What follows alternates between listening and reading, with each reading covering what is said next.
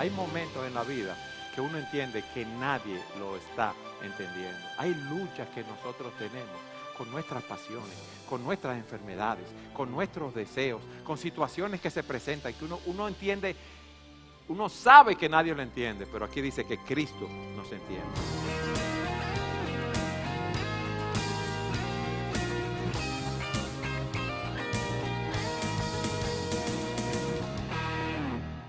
Hoy vamos a empezar una serie de mensajes en el Evangelio de Juan que hemos titulado Encuentros con Jesús. Y ese título lo tomé prestado del libro de Tim Keller que se llama así, Encuentros con Jesús. Y déjenme explicarles el motivo para predicar esta serie.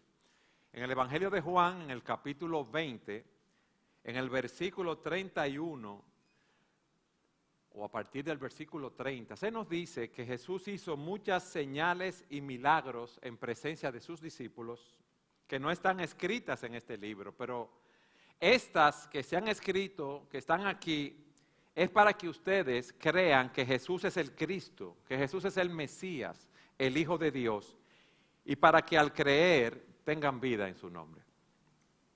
El Señor Jesucristo tuvo un ministerio de 3 años, un ministerio muy intenso donde tuvo contacto con las multitudes, con grupos más pequeños, con individuos de uno en uno. Y esos encuentros fueron decisivos. Esos encuentros revelaban el corazón de nuestro Salvador y también el corazón de sus oyentes. Eran encuentros en los cuales se podía ver la majestad y la gloria del Señor y creer que Él era Dios, y para que creyendo tuvieran vida en su nombre.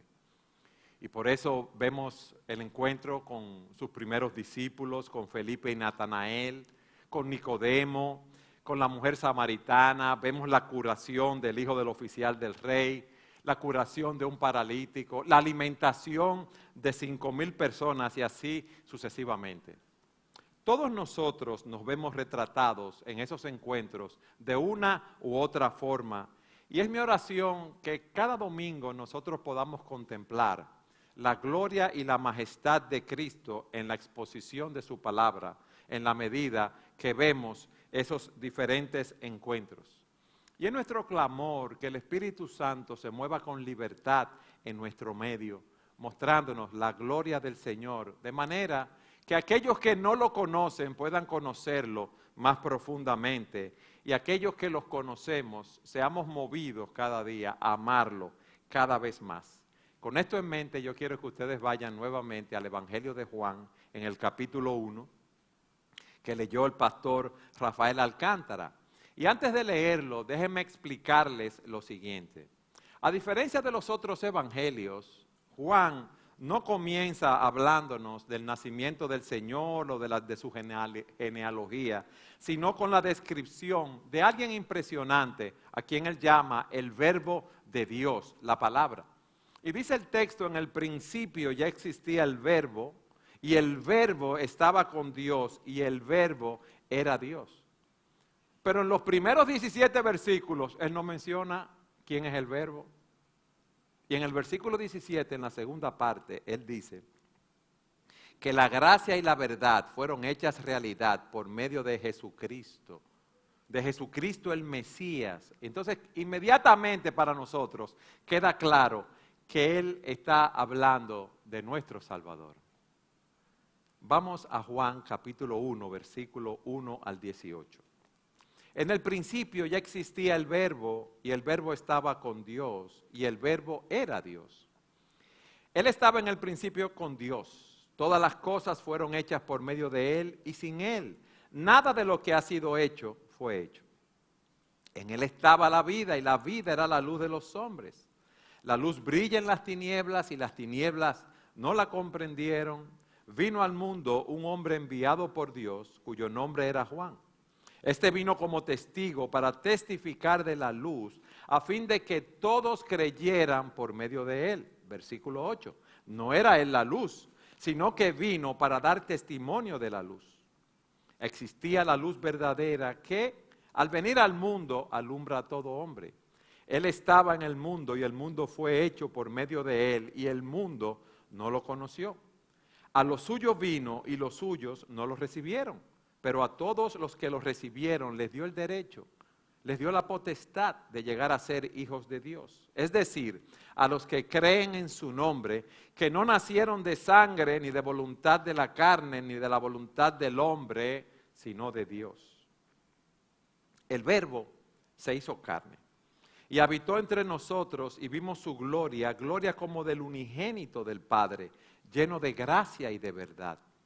Versículo 15. Juan dio testimonio de él y clamó: este era del que yo decía, el que viene después de mí es antes de mí, porque era primero que yo. Pues de su plenitud todo hemos recibido y gracia sobre gracia. Porque la ley fue dada por medio de Moisés, la gracia y la verdad fueron hechas realidad por medio de Jesucristo. Nadie ha visto jamás a Dios, el unigénito Dios que está en el seno del Padre. Él lo ha dado a conocer. Lo primero que yo quiero es que tengamos en este día un encuentro con Jesús. Y ustedes tienen unos papelitos con un bosquejo donde están los encabezados del mensaje, por si quieren tomar nota. Y lo primero que vemos allí es la gloria y la grandeza de Jesucristo.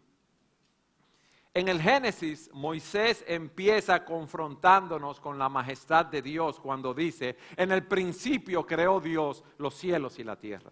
Y aquí Juan nos confronta con la majestad de Jesucristo cuando dice: en el principio existía el Verbo, y el Verbo estaba con Dios, y el Verbo era Dios. Él nos está diciendo, ese Jesucristo es eterno, Él existía con Dios y como Dios antes de nacer aquí en la tierra.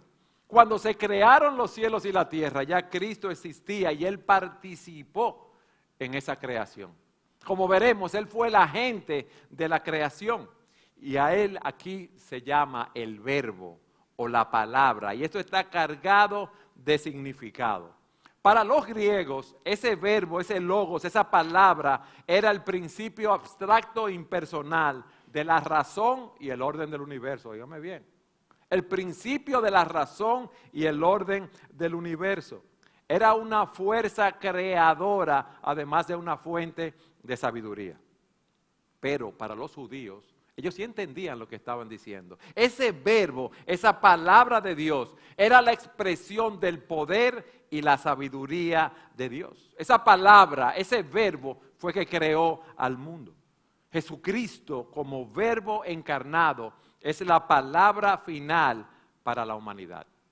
Si ustedes van conmigo a la epístola a los Hebreos, en el versículo 1, el capítulo 1 dice: Dios, habiendo hablado hace mucho tiempo, en muchas ocasiones y de muchas maneras a los padres por los profetas, en estos últimos días nos ha hablado por su Hijo, a quien constituyó heredero de todas las cosas, por medio de quien también hizo el universo.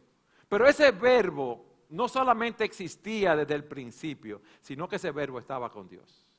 Ese verbo era la segunda persona de la Trinidad. Ese verbo tenía una comunión íntima con Dios, y la idea que nos da es que Él estaba cara a cara con Dios. El verbo es una persona, no es una esencia, no es una fuerza impersonal, no es una emanación. ¿Ustedes se recuerdan la película La Guerra de las Galaxias? Bueno, los que levanten la mano, ya yo sé la edad que tienen, porque tienen unos añitos. Cuando decía la fuerza sea contigo, eso no es una fuerza. Cristo es una persona, Cristo es Dios. Nosotros tenemos un Dios trino. Dios existe eternamente como tres personas: Padre, Hijo y Espíritu Santo, y cada uno de ellos es plenamente Dios, y hay un solo Dios. Y nos dice Juan, Él era Dios. Ese verbo poseía todos los atributos que tiene Dios. En Él, como dice Pablo, habitaba toda la plenitud de la deidad. Toda la plenitud de Dios en un cuerpo humano. Y hay muchas corrientes heréticas que han querido decir que Cristo era un ser creado, pero eso no es así. Él era Dios. Esa es la primera presentación que Juan nos hace de Él. Lo segundo que nos dice está en el versículo 3, que Él es el creador de todas las cosas. Dice versículo 3, todas las cosas fueron hechas por medio de Él, y sin Él nada de lo que ha sido hecho fue hecho. Dios es un Dios trino, como vimos, y las tres personas de la Trinidad participaron en la creación, pero Jesucristo fue el agente de la creación. Dice la Escritura en 1 Corintios 8:6, pero nosotros sabemos que hay solo un Dios, el Padre, quien creó todo y vivimos para Él. Y hay un solo Señor, Jesucristo, mediante el cual Dios hizo todas las cosas y mediante el cual nos ha dado vida. Dice la Escritura, todo fue creado por medio de Él y para Él. Él ya existía antes de todas las cosas. Él mantiene unida toda la creación. Miren, leía en un comentario de un ministro apellido Hodges que hay alrededor de 100,000 millones de estrellas en una galaxia promedio. Óigame bien, y lo estoy leyendo de aquí con calma para no equivocarme, porque eran unos números que yo me sorprendí. Y hay al menos 100 millones de galaxias en el espacio conocido. Einstein decía que con los telescopios nosotros hemos escaneado el espacio, pero solamente hemos visto una billonésima parte del espacio teórico. Y él dice que hay algo así como 10 octrillones de estrellas en el espacio. ¿Qué es un octillón? Yo no lo sabía. Un octillón, oigan eso, ¿qué es eso? Bueno, es un 10 con 27 ceros. Uno no lo computa en su mente. Y Cristo es el creador de todo eso. Pero no solamente es el creador de ese macrocosmos, sino también de ese microcosmos que está en el interior del átomo. Y por eso Colosenses dice que en Él todas las cosas se mantienen unidas. Si el sol que Él creó se acercara un poquito más a la tierra, ¿qué pasaría con sus rayos? En buen dominicano, nos achicharramos. Si se va un poco más lejos, nos congelamos todo. Ustedes están sentados en esa silla, tan cómoda, más o menos cómoda. Los átomos de esa silla lo mantiene Cristo en su lugar. Ese es nuestro Dios. Es con Él que nosotros hemos venido a encontrarnos en este día. Y eso es lo que nosotros necesitamos. Un Dios en el cual nosotros podamos confiar. Y ese Dios fue que creó todas las cosas.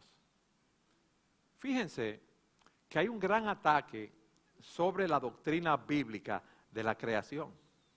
Dios creó la nada con la palabra de su poder. La materia, lo que vemos, no es eterno. Solamente Dios es eterno. Y esta creación apunta al poder y la inteligencia de Dios. Nos muestra que somos criaturas finitas y limitadas y por lo tanto debemos someternos a Dios y depender de Él. Si Jesucristo es el creador, entonces Él es Dios y significa que yo no soy Dios. Y ahí empiezan los problemas de nosotros, porque no queremos someternos al reinado, al poderío de Cristo. Yo y tú no somos el centro del universo. Y es una lección fundamental que debemos aprender en nuestras vidas. En tercer lugar, vemos que Jesucristo es el autor de la vida y la única fuente de luz verdadera en este mundo que está en oscuridad espiritual. Miren lo que dicen los versículos 4 y 5. En Él estaba la vida y la vida era la luz de los hombres y la luz brilla en las tinieblas y las tinieblas no la comprendieron. Cristo es la fuente, el manantial, el origen, la causa de vida y de Él fluye toda la vida. Vimos que Él es el creador y el sustentador de todas las cosas. Él creó toda clase de vida vegetal, animal y espiritual, pero aquí lo más probable se está refiriendo a la vida espiritual y nos dice que solamente Jesucristo es la fuente de esa vida para los hombres aquí y en la eternidad. Él es el único, no hay otra.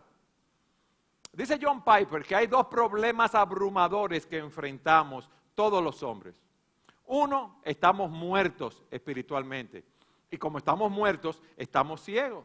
Y Juan nos está diciendo aquí, mira, Jesucristo es el remedio para todos estos problemas. Él tiene la vida que tú y yo necesitamos. Y esa vida se convierte en la luz que tú y yo necesitamos. Y ese Hijo da vida a quien Él quiere. Nosotros, óyeme bien, estamos muertos espiritualmente y necesitamos la fuente de esa vida. Tú y yo necesitamos a Jesucristo. En 2 Corintios capítulo 4, versículos 4 y 6, dice el apóstol Pablo que el Dios de este mundo ha cegado el entendimiento de los incrédulos para que no vean el resplandor del evangelio de la gloria de Cristo, que es la imagen de Dios. Y dice en el versículo 6, pues Dios que dijo, de las tinieblas resplandecerá la luz, es el que ha resplandecido en nuestros corazones. Dios es el que ha resplandecido en nuestros corazones para iluminación del conocimiento de la gloria de Dios en el rostro de Jesucristo. Tú y yo estamos muertos y necesitamos que Cristo resplandezca en nuestros corazones. ¿Qué hemos visto hasta aquí? Cristo es el Dios eterno, es la segunda persona de la Trinidad. Tenía una comunión íntima con su Padre Celestial, cara a cara. Es el creador y sustentador de todas las cosas. Es el autor de la vida, la única fuente de luz verdadera para todos los que caminan en oscuridad espiritual. Pero ese Cristo glorioso que estaba en los cielos, que tenía la adoración de los ángeles, que tenía el amor del Padre y del Espíritu Santo, a ese Cristo a quien no le hacía falta nada, Él hizo algo todavía más maravilloso de lo que tú y yo podemos imaginar. ¿Tú sabes lo que es? Vamos al versículo 14. Versículo 14. Dice, el Verbo se hizo carne y habitó entre nosotros. Y vimos su gloria, gloria como del unigénito del Padre, lleno de gracia y de verdad. Mira a ver si tú puedes computar eso en tu mente. Ese Dios que estaba allí, que no le hacía falta nada. Ese Dios que había creado todas las cosas con el poder de su palabra. Dice aquí, se hizo carne. Él tomó carne y sangre. Él vino aquí como un ser humano. Él no dejó de ser Dios. Él agregó la humanidad a su deidad, pero dejó a un lado sus atributos divinos y la gloria que Él tenía en los cielos. Por eso Pablo nos dice a nosotros, yo quiero que ustedes tengan la misma actitud que tuvo Cristo Jesús. El que no consideró el ser igual a Dios como cosa a que aferrarse, sino que estando en la forma de Dios, ¿qué hizo? Se despojó, dejó y se encarnó. Y tomó la forma de siervo. Y estando en la condición de siervo, se humilló aún más y sufrió la muerte de ¿qué? Muerte de cruz. Ese es nuestro Señor. Con ese que nosotros debemos tener un encuentro en este día. Y dice el texto, el Verbo se hizo carne y el Verbo habitó entre nosotros.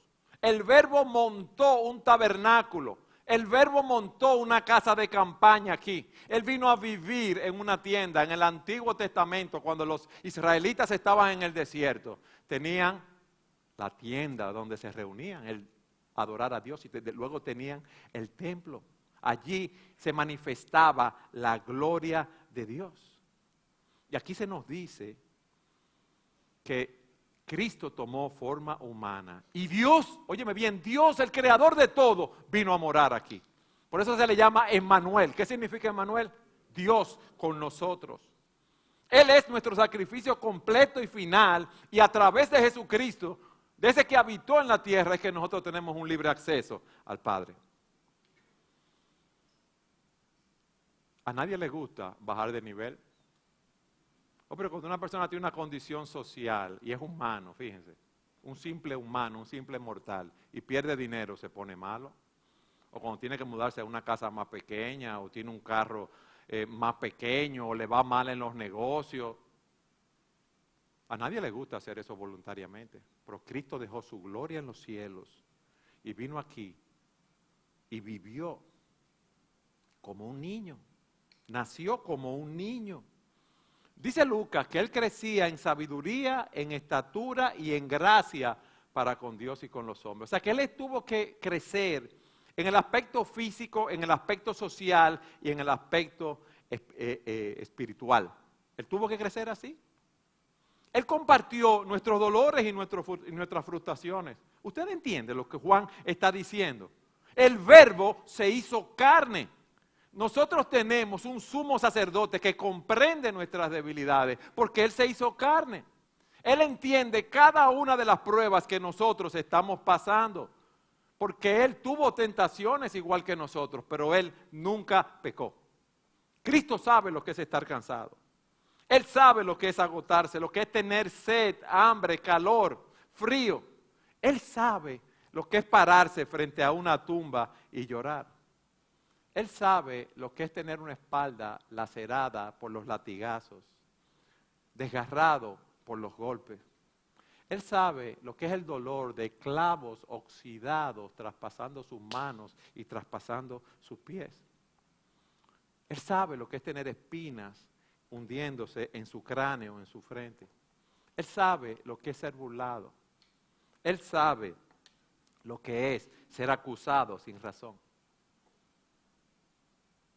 Él sabe lo que es ser traicionado, lo que significa estar solo, lo que es ser incomprendido, que te paguen mal por bien.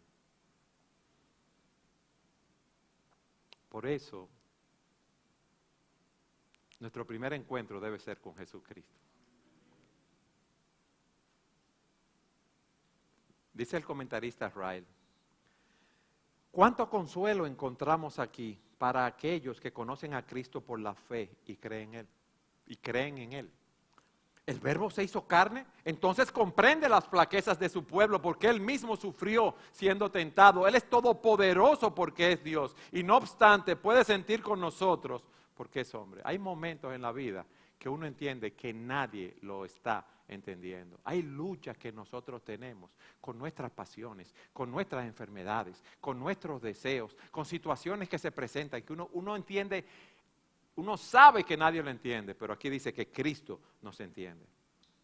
El Verbo se hizo carne, dice él, entonces puede suministrarnos un perfecto patrón y ejemplo para nuestra vida diaria. Si hubiera caminado entre nosotros como un ángel o como un espíritu, nunca podríamos haberlo imitado, pero habiendo morado con nosotros como un hombre, sabemos que el verdadero patrón de santidad es andar como él anduvo. Yo puedo vencer cualquier lucha, cualquier pecado, porque yo tengo el ejemplo de Cristo. Él es Dios. Él fue tentado en todo, como dije, pero sin pecado. Dice él, el Verbo se hizo carne, entonces veamos en nuestros cuerpos mortales una dignidad real y verdadera y no lo deshonremos por el pecado. Detestable y débil como nuestro cuerpo puede parecer, es un cuerpo que el Hijo del Dios eterno no se avergonzó de tomar y de llevar al cielo. Ese simple hecho es la garantía de que resucitará nuestros cuerpos en el último día y los glorificará junto con el suyo propio. Esa es nuestra esperanza. Que el día que yo cierre mis ojos aquí, lo voy a abrir en la presencia de Dios y gozaré de Él para siempre. Wow. El Verbo se hizo carne y habitó entre nosotros. Yo no lo entiendo. Lo creo, lo veo en la Escritura, sé que es una realidad. Y hay un autor que dice, ¡qué gran misterio! Esta realidad es sin duda alguna de las más profundas realidades de toda la historia, porque indica que el infinito se volvió finito. El eterno que había existido por siempre, se conformó al tiempo. El invisible se hizo visible y el sobrenatural se redujo a sí mismo a lo natural. Y vimos su gloria, dice Juan. Ellos lo vieron desplegar sus atributos. Gloria como del unigénito del Padre, lleno de gracia y de verdad, lleno de compasión por las personas, dándole una esperanza a las personas como nos las da hoy a nosotros aquí. Pero no solamente lleno de gracia y de bondad, sino lleno de verdad. Sus promesas son verdaderas y yo puedo confiar en ellas porque se van a cumplir. Ese es el Cristo que nos presenta Juan en esos primeros versículos. Él es la palabra eterna, Él es el creador de todo, el que revela la vida y la luz a este mundo tenebroso. Él es el Dios eterno y nosotros debemos creer en Él y debemos someter a Él nuestras vidas, porque Él es Dios soberano, no hay ningún otro. Nosotros debemos adorarlo cuando vemos la obra que Él ha hecho. Y si lo hemos recibido a Él, como veremos, nuestra salvación es segura. A partir del versículo 6, el apóstol Juan continúa diciéndonos que Dios envió 2 testigos, ambos excepcionales y veraces, para que estemos seguros que ese testimonio que hemos visto, de los versículos 1 al 5, es un testimonio verdadero. Dice, versículo 6, vino al mundo un hombre enviado por Dios cuyo nombre era Juan. Este vino como testigo para testificar de la luz, a fin de que todos creyeran por medio de él. No era él la luz, sino que vino para dar testimonio de la luz. Existía la luz verdadera que al venir al mundo alumbra a todo hombre. Él estaba en el mundo y el mundo fue hecho por medio de él y el mundo no lo conoció. Él nos da el testimonio de Juan el Bautista aquí y el testimonio de Jesús mismo. Pero cuando yo oigo ese testimonio, yo debo dar una respuesta, ¿sí o no? 2 testigos me están dando un testimonio. ¿Yo tengo que validar ese testimonio o tengo que negarlo? Y eso nos lleva a nuestro segundo punto. Ante la grandeza y la majestad de Cristo que nosotros vimos, ¿cuál va a ser tu respuesta? ¿Qué tú le vas a decir al Señor? Hay 2 grupos de personas. Yo quiero que tú me digas, o que tú medites ahí, ¿en qué grupo estás tú? Hay un grupo que rechaza a Cristo. Vamos a leer nuevamente los versículos 10 y 11. Él estaba en el mundo y el mundo fue hecho por medio de él y el mundo no lo conoció. A lo suyo vino y los suyos no lo recibieron. Lo suyo corresponde al mundo en general, a la humanidad. Los suyos en plural está hablando aquí del pueblo judío que debieron haber reconocido a Cristo como el Mesías y no lo reconocieron. Y es como me decía un hermano en una nota que me mandó esta mañana. Lo más horrible que hacemos los hombres no es la inmoralidad sexual. Nosotros nos escandalizamos porque está muy mal.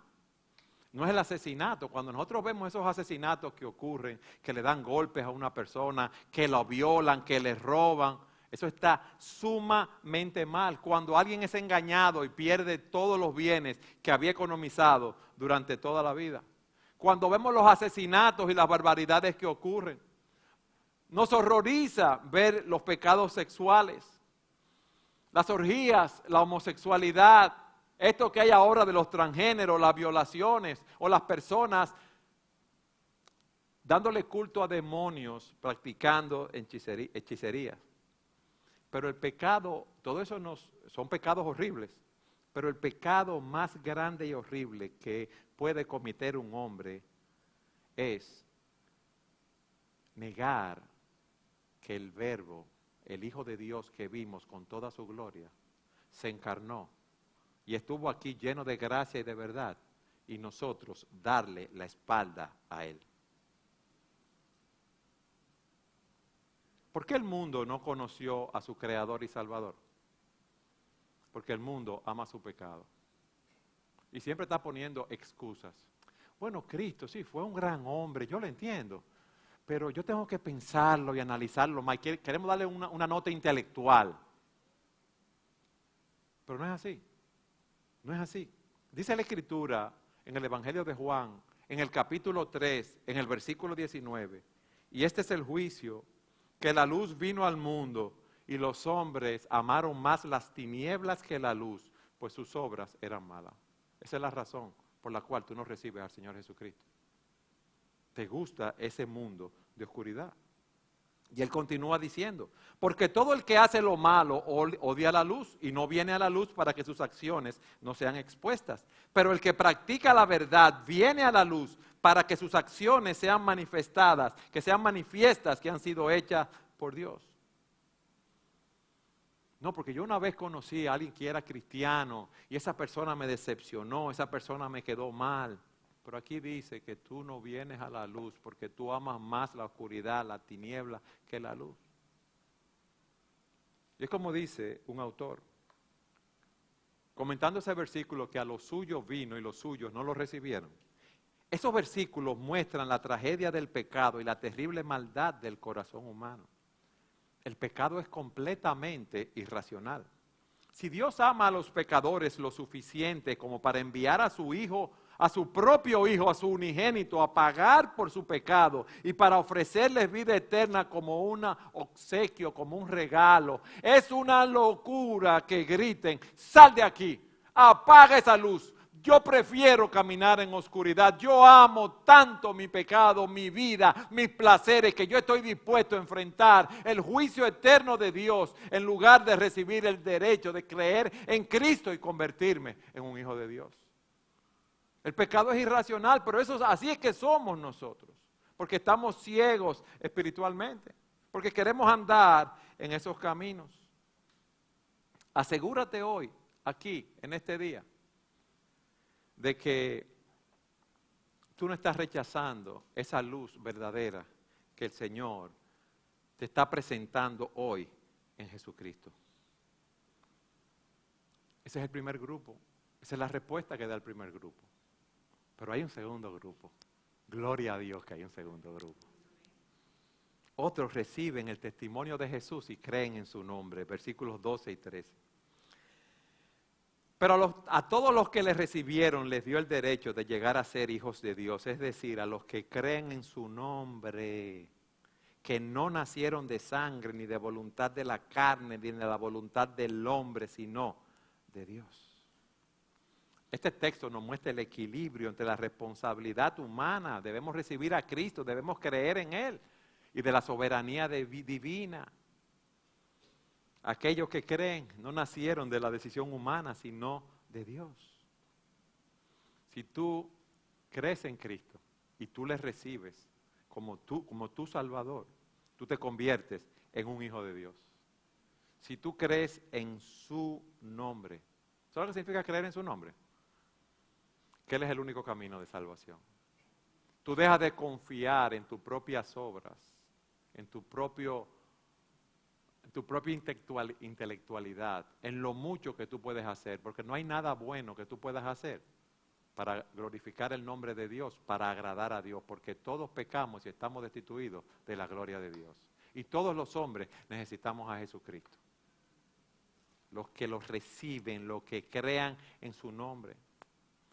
Si tú te murieras ahora sin Cristo y Él te preguntara: ¿qué yo debo hacer para dejarte entrar al cielo? ¿Qué mérito tú tienes? ¿Qué tú le vas a decir? Que tú fuiste bueno toda tu vida, que tú agradaste a Dios siempre, que tú nunca mentiste, que tú nunca codiciaste, que tú nunca te airaste. ¿Eso es lo que tú le vas a decir a Dios? No, todos nosotros estamos condenados. Dice la Escritura que por las obras de la ley ningún hombre va a ser glorificado. Y el día que te presentes, tú le vas a decir: mi confianza está en Jesús, quien murió en la cruz por mi pecado. Y yo me arrepentí de mis pecados. Y yo he confiado en Él para salvación. Por eso Él dice: pero a todos los que le recibieron, les dio el derecho de llegar a ser hijos de Dios. Él nos dio un derecho de ser llamados hijos de Dios. Y si Él nos da ese derecho, es porque significa que no todas las personas son hijos de Dios por nacimiento natural. Ninguno de nosotros puede ser un hijo de Dios por nacimiento natural. Convertirse en un hijo de Dios requiere un nacimiento espiritual. Y cuando tú entras en esa familia, entras en la familia más gloriosa de toda la tierra. Porque la herencia que te espera a ti es la herencia más gloriosa. Es ese Dios que hemos presentado aquí al inicio. A Jesucristo, el Rey de Reyes y el Señor de los Señores. Fíjense que dice que los que creen en Jesús nacen de Dios. No nacen del poder o de la voluntad humana. No nacen de la voluntad del hombre. No es un nacimiento natural. No nacemos de sangre y carne en ese sentido. No nacemos de la voluntad del hombre. Es un nacimiento que viene de Dios. Yo dije en este segundo punto, ante la gloria, la majestad de Dios, tú debes dar una respuesta. ¿Cuál es tu respuesta al Señor?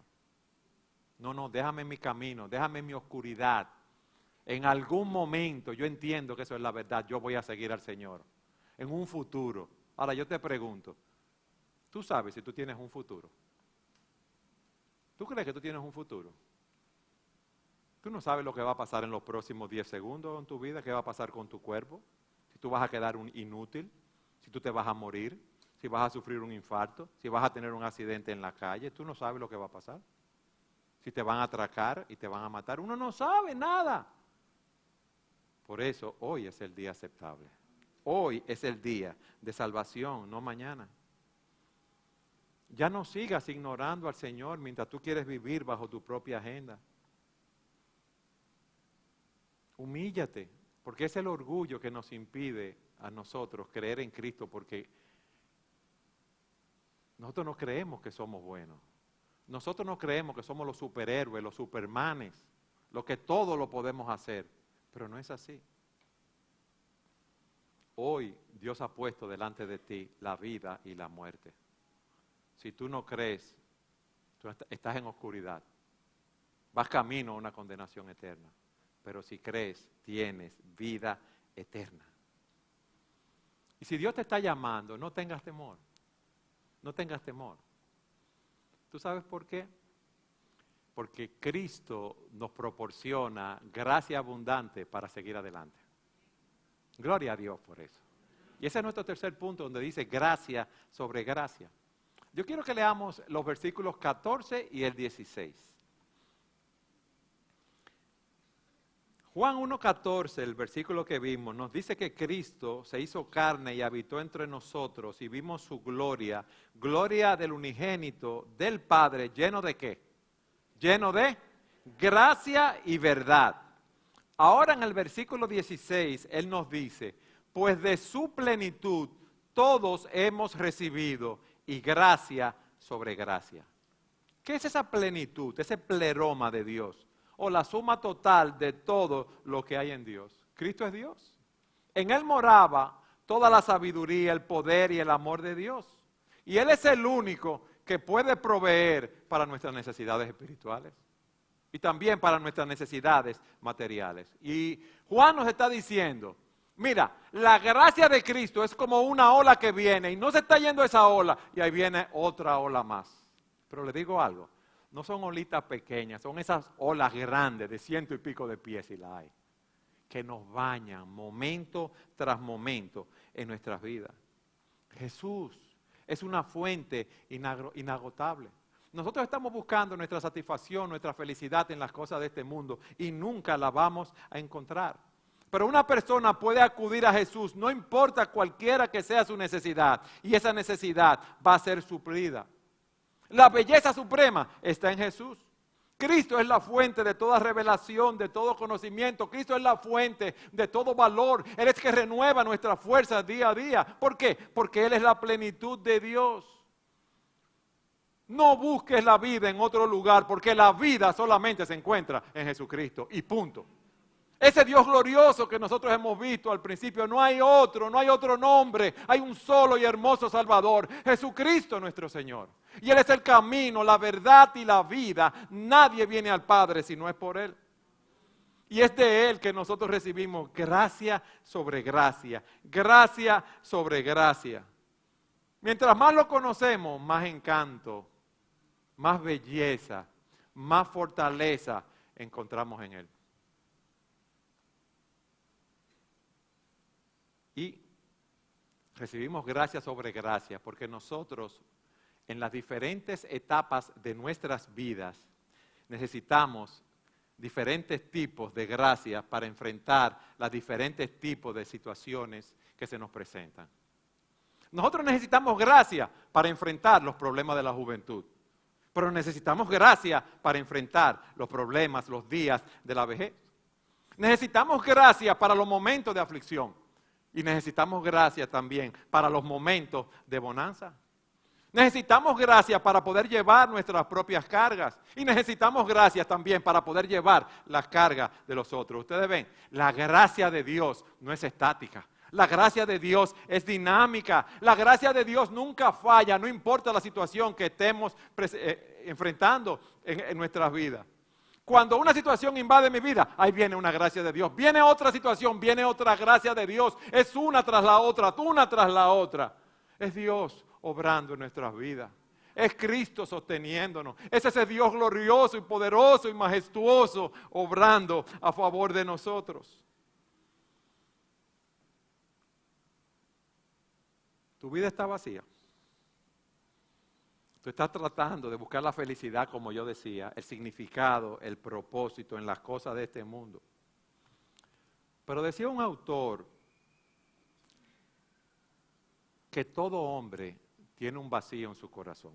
Amén. Pero ese vacío, ¿tú sabes de qué tamaño es? Del tamaño de Dios. Solamente Dios puede llenar ese vacío. Fíjense que nosotros siempre estamos buscando cosas nuevas. Y cuando uno estaba en el colegio decía, cuando llegue a la universidad voy a estar contento. Después cuando me gradúe voy a estar contento. Cuando haga una maestría, cuando haga un doctorado, o cuando tenga una casa, cuando tenga un carro, cuando tenga esto. Y conseguimos, y conseguimos, y conseguimos, y el vacío sigue. ¿Sabes por qué? Porque ese vacío solo lo llena Dios.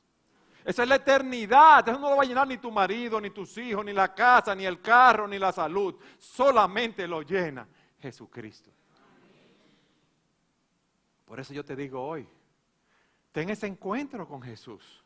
Mira ese Dios lleno de gracia y de su plenitud. Tú vas a recibir gracia sobre gracia, significado, propósito, integración en tu vida. Lo que Cristo te da no es la paz que viene por la ausencia de problemas, sino la presencia de su gracia en medio del problema, por lo cual te da paz.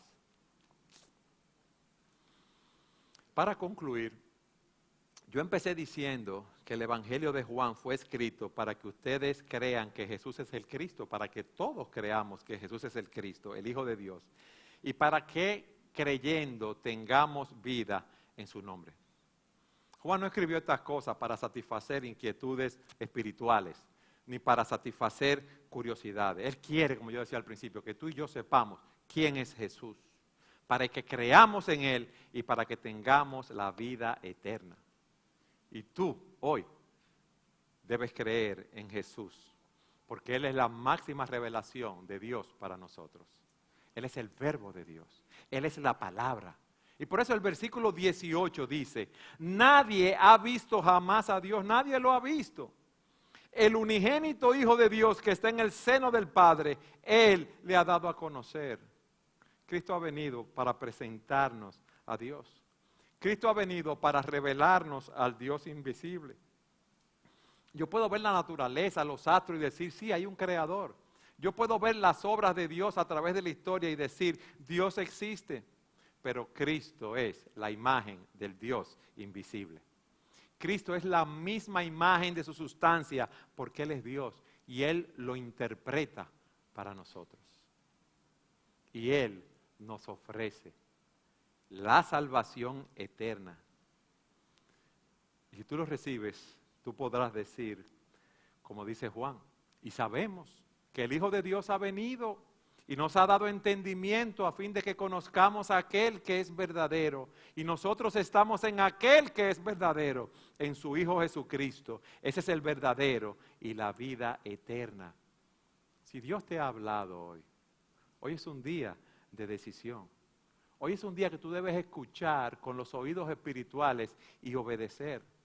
Dice la Escritura que el que cree en el Hijo tiene la vida, pero el que no obedece no verá la vida, sino que la ira de Dios está sobre él.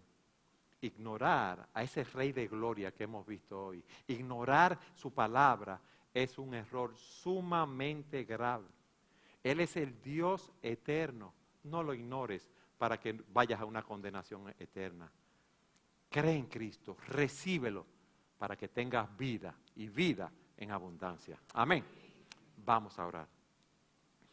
Padre, gracias por tu palabra. Oh Señor, nosotros podemos abrir la Escritura, podemos explicarla, pero ¿quién podrá entender tu mente, oh Señor, lo infinito que tú eres? Oh Señor, gracias por el amor de Cristo que dejó su trono en los cielos y se encarnó y vino y vivió aquí, sufrió la muerte de cruz para que nosotros creyendo en Él, tengamos vida y vida en abundancia. Yo te oro, Señor. Yo te oro, Padre bendito, Dios de gloria y misericordia, que tú hagas la obra que nosotros no podemos hacer, que tú tomes los corazones de aquellos que no te conocen, de aquellos que están aquí cansados, cargados, trabajados, Señor, y que tú les des vida en abundancia, vida en Jesucristo. Y es en su nombre que pedimos tu bendición. Amén.